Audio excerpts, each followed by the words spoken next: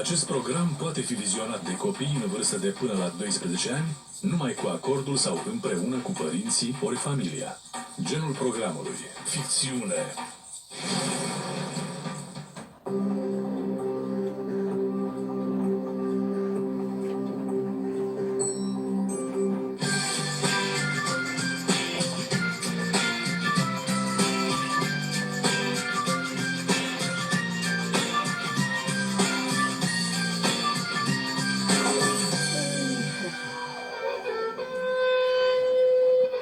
Viața la țară pare simplă.